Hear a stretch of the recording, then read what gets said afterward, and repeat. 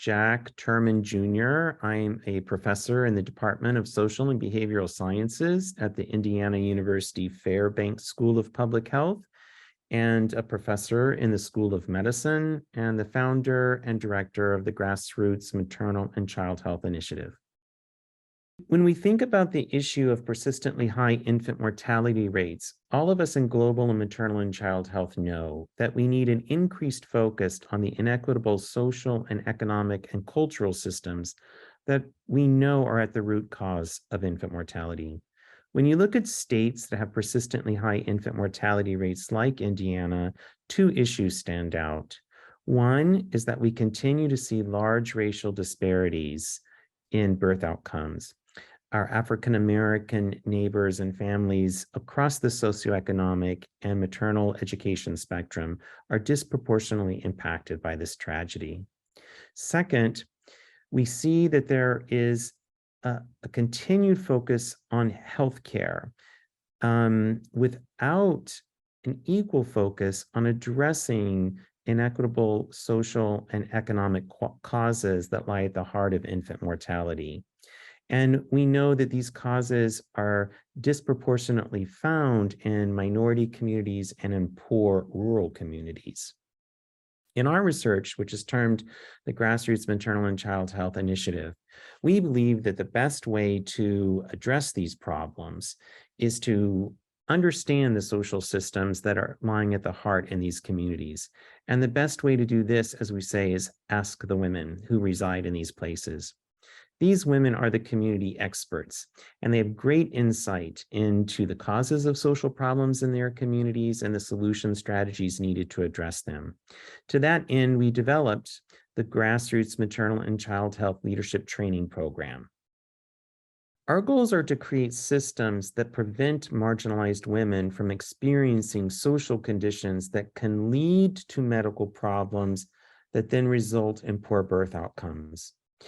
Two groups highlighted in our work are mothers in the justice system and mothers that are experiencing housing instability. To this end, we have partnered with Grassroots Maternal and Child Health leaders to serve these cohorts of women. For mothers in the justice system, we created Mothers on the Rise, which is an individualized, coordinated system of care for mother-baby pairs who are transitioning from the Leith unit of the Indiana Women's Prison to their home community. We have not seen any infant mortality in our cohort of 23 women. No woman has returned to the justice system, and no mother-baby pair has been separated.